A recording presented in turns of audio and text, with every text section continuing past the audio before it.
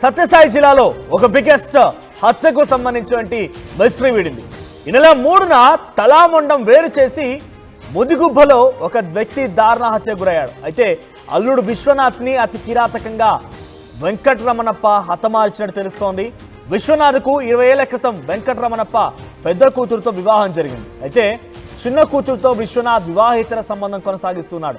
భార్యను వదిలేసి మరదలను అత్తను తీసుకెళ్లి విశ్వనాథ్ ఈ రకంగా ఇబ్బందులు గురి చేసే విధంగా మరదలతో అక్రమ సంబంధం కొనసాగిస్తున్నాడు. అత్తను కూడా తీసుకెళ్లినట్టు తెలుస్తోంది. అయితే సుపారి గ్యాంగ్తో హత్య చేసి తలాముండం వేరు చేశాడు మామ. సో సీసీటీవీ ఫుటేజ్ ఆధారితంగా ప్రస్తుతానికి పోలీసులు 5గురిని అరెస్ట్ చేశారు. దర్యాప్తు కొనసాగుతోంది.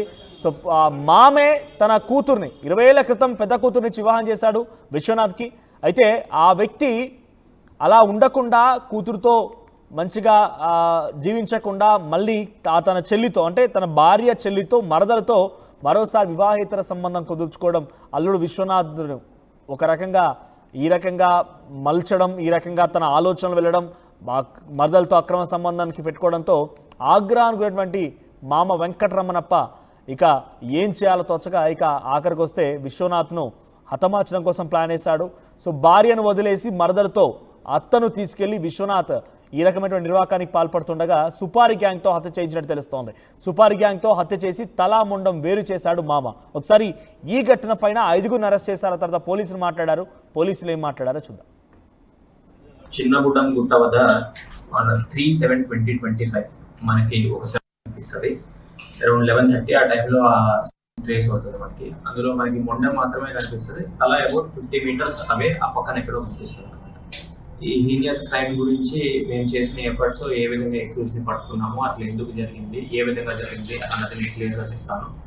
ఫస్ట్ మనకి అఫెన్స్ జరిగిన ఆ వ్యక్తి పేరు, అంటే చనిపోయిన వ్యక్తి పేరు విశ్వనాథ్. అతని పూర్తి పేరు Gugude Vishwanath. Age 42 years. Presently residing at Shivalayam street. అంటే ఆయన చనిపోక ముందు శివాలయం స్ట్రీట్ కదిరి టౌన్ లో ఉండేవాడు. సో ఇక్కడ ఏమవుతుందంటే, ఇప్పుడు విశ్వనాథ్ అనే వ్యక్తి వాళ్ళ భార్య చెల్లెలు అంటే అతని మరదలతోటి ఈ అక్రమ సంబంధం ఉండింది. ప్లస్ వాళ్ళిద్దరికి సంబంధించిన ల్యాండ్ ఏదైతే ఉందో అరౌండ్ 4 acres, ఈ ల్యాండ్ ని ఇతనే అమ్మడానికి ప్రయత్నిస్తాడు అనమాట. ఇది ఇలా అమ్మడానికి ప్రయత్నించినప్పుడు వాళ్ళ మామగారు ఏవైతే ఉన్నాడో వాళ్ళ మామగారు వాళ్ళ దగ్గర సెపరేట్ అయిపోయినారు. వాళ్ళ మామగారు ఏం ఆలోచిస్తాడంటే, ఆ ల్యాండ్ నా కొడుకులు కదా ఉండాలి, ఇతను ఎట్లా అమ్ముకుంటాడు అన్న విషయం మీద మెయిన్ రివాల్వ్ అవుతుంది ఈ సిచ్యుయేషన్ మొత్తం, ఈ క్రైమ్ మొత్తం. సో ఎప్పుడైతే ఈ విశ్వనాథ్ ఈ ల్యాండ్ అమ్మడానికి ప్రయత్నిస్తాడో దానికి ఎగెన్స్ట్ గా ఆలోచించిన ఆయన మామగారు ఈ సుపారి మాట్లాడతారు. So motive of the offence వచ్చి ఈ ల్యాండ్ సంబంధము, ల్యాండ్ ఇష్యూ, ఇంకోటి ఈ అక్రమ సంబంధం, మరదలతో ఉన్న అక్రమ సంబంధం. ఇది motive of the offence. Next ఏ విధంగా క్రైమ్ చేశారన్నది మీకు చెప్తాను. ఇప్పుడు వాళ్ళ మామగారు రమణ అనే వ్యక్తి, పెట్టకుండా వెంకటరమణప్ప ఎలియాస్ రమణప్ప, వయసు అరౌండ్ 64 ఇయర్స్ ఉంటుంది. ఇతను ఏం చేస్తాడంటే, ఇతను సుపారి మాట్లాడతాడు కాటమయ్య అనే వ్యక్తితో. ఈ కాటమయ్య అనే వ్యక్తి మనకి బద్దలపల్లిలో ఉంటాడు. ఇతని వయసు అరౌండ్ 66 ఇయర్స్ ఉంటుంది. Son of K Mallanna. So Katamayya వెంకటరమణప్పకి పూర్వ పరిచయాలు ఉన్నాయి. ఇతనికి గొర్రెల వ్యాపారానికి సంబంధించి పూర్వక లావాదేవీలు ఉన్నాయి. అరౌండ్ 15 ఇయర్స్ నుంచి పరిచయం ఉంది. సో ఇంతకు ముందే కొంత డబ్బులు కూడా వెంకటరమణప్ప ఆయనకి ఇచ్చున్నాడు, కాటమయ్యకి డబ్బులు ఇచ్చున్నాడు. ఇప్పుడు అతను ఏం చెప్తాడంటే, నీకు 4 లక్షలు ఇస్తాను, మొత్తం కలిపి ప్యాకేజ్ లా మాట్లాడుకొని ఈ మర్డర్ చేయమని కాటమయ్యకి అతను సుపారి మాట్లాడటం జరుగుతుంది. సుపారి మాట్లాడిన తర్వాత కాటమయ్య ఏం చేస్తాడంటే, దానికి అడ్వాన్స్ కింద ఒక 50,000 రూపీస్ తీసుకుంటారు. ఈ 50,000 రూపీస్ తీసుకున్న తర్వాత ఒక 3 more మెంబర్స్ ని అతను ఎంప్లాయ్ చేసుకుంటాడు. ఎంప్లాయ్ చేసుకుని ఈ కేసు 3 పడవలతోటి ఈ క్రైమ్ చేస్తారన్నమాట. ఏ విధంగా చేస్తారంటే, ఈ డిసీజ్ ఎవరైతే ఉన్నారో విశ్వనాథ్ ని ఫస్ట్ పిలుస్తారు. వాళ్ళు విశ్వనాథ్ వాస్తవానికి ఉండేది కదిరి టౌన్ లోని. అతన్ని ఈ ఏరియాలో ముదుగుపై ఏరియాకి పిలుస్తారు. 50,000 ఇస్తానని, టమాటా పంటకి సంబంధించి హెల్ప్ చేస్తాము అన్న విషయం మీద 50,000 మీకు ఇస్తాము అని చెప్పి అతన్ని లూర్ చేసి అతన్ని అక్కడికి తీసుకొస్తారు. తీసుకొచ్చిన తర్వాత ఈ హత్య చేయడం జరుగుతుంది. ఈ హత్య చేసిన తర్వాత వాళ్ళు ఆటోలో వెళ్ళిపోతారు అన్నమాట. ఇది క్రైమ్ జరిగింది. ఎందుకు ఈ పోలీసులు చెప్తున్న మాట, ఏకంగా తనని హతమార్చి సుపారి గ్యాంగ్తో హతమార్చి ఆ రకంగా తలాముండం వేరు చేసి కొంత దూరంగా పడేశారంటే తెలుస్తోంది. సత్యసాయి జిల్లాలో ఈ ఘటన చోటు చేసుకుంది. సో ప్రస్తుతానికి ఈ ఘటన కొంత ఆందోళన కలిగిస్తుంది కూడా. సో అటు మరదలతో అక్రమ సంబంధం అటు మామకు నచ్చలేదు, అంటే తన చిన్న కూతురుతో అక్రమ సంబంధం నచ్చక అట్ ద సేమ్ టైం ఆస్తి తగాదాలు కూడా ఉన్నాయట. ఏకంగా ఈ 4 ఎకరాల భూమిని మొత్తం కూడా తనే అమ్ముకోవాలని ఒక ఆలోచన చేసినట్టుగా తెలుస్తోంది. సో అల్లుడు విశ్వనాథ్ని హతమార్చడం కోసం సుపారి గ్యాంగ్తో ప్లాన్ చేశాడు. సో తన భార్యతో కూడా కొన్ని రోజుల పాటుగా మామ దూరంగానే ఉంటున్నాడు. సో తన భార్యని అంటే అత్త మరదల్ని తీసుకెళ్లాడు విశ్వనాథ్. సో తన భార్యతో విభేదాలు ఉన్నాయి, భార్యని కాదని మరదలతో అక్రమ సంబంధం పెట్టుకోవడం, తర్వాత అత్తను కూడా తీసుకెళ్లడం, మొత్తం మీద ఆస్తి మొత్తాన్ని కూడా తనే ఉంచుకోవాలని ప్రయత్నం చేయడం, ఇవన్నీ కూడా కొంత కోపానికి గురి చేసినటువంటి వెంకటరమణప్ప ఈ రకంగా విశ్వనాథ్ని హతమార్చే ప్రయత్నం చేశాడు. సో విశ్వనాథ్ సుమారుగా ఈ నెల 3న హతమార్చి మొండం తల వేరువేరుగా వేరు ప్రాంతాల్లో పడేశారట.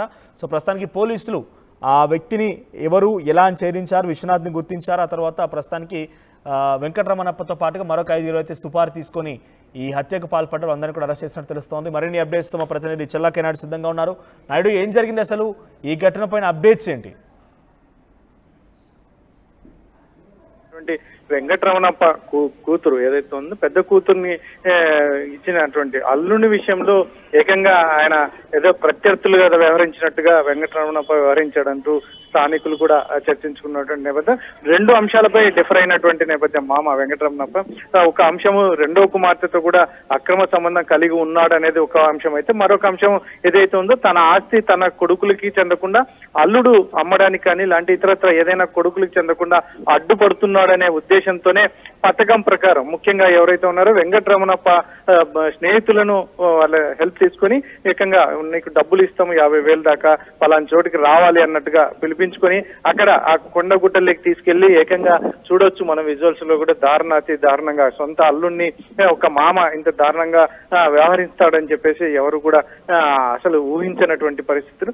ఏకంగా తలను మొండ నుంచి వేరు చేసి అతి కిరాతకంగా చంపడం అనేది చాలా దారుణమైన విషయం అని చెప్పేసి పోలీసులు కూడా అభివర్ణిస్తున్నటువంటి నేపథ్యం. ముఖ్యంగా ఏదైతే ఉందో పెద్ద కూతురు కూడా విధవరాలు అయిపోతుంది, ఎటు కాకుండా వారి పిల్లలు కావచ్చు ఎటు కాకుండా ఇబ్బందులు పడతారనే విచక్షణ కోల్పోయి ఏకంగా తన కక్ష ఏకంగా ఏదైతే ఉందో తనని ఇబ్బంది పెడుతున్నాడు, ముఖ్యంగా తన ఆస్తి విషయంలో కూడా ఇబ్బంది పెడుతున్నాడు. మరోవైపు చిన్న కూతురునితో కూడా అక్రమ సంబంధం కలిగి ఉన్నాడనే నేపథ్యంతోనే ఈ వెంకటరమణప్ప ఏకంగా సొంత అల్లుణ్ణి ఏదైతే ఉందో తల నరికి చంపడం అనేది చాలా దారుణమైన విషయం అని చెప్పేసి కూడా అక్కడ స్థానికులు కావచ్చు ముఖ్యంగా పోలీసులు కూడా అభివర్ణిస్తున్నటువంటి నేపథ్యంలో ఇప్పటికైతే మాత్రం పోలీసులు 5 మందిని అరెస్ట్ చేసినటువంటి పరిస్థితులు ఉన్నాయి.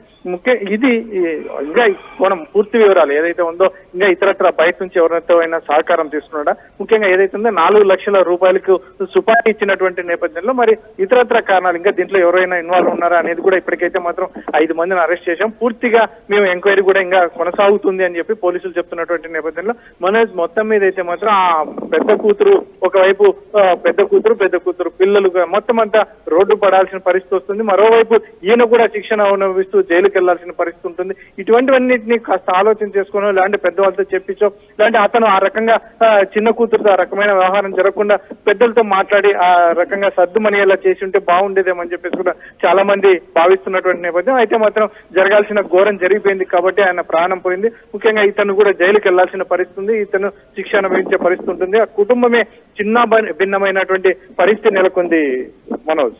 ప్రస్తుతానికి ఈ విషయం పైన చుట్టూ స్థానికులు కానివ్వండి, అటు భార్య తర్వాత కూతుర్లు ఏం చెప్తున్నారు? వెంకటరమణప్ప ఈ రకంగా నిర్వాకానికి పాల్పడడం పైన తన కూతుర్లు భార్య ఏం చెప్తున్నారు? ఆ కూతుర్లు కానీ ఆ కుటుంబ సభ్యులు కానీ మీడియాతో మాట్లాడడానికి పెద్ద ఆసక్తి చూపడం లేదు.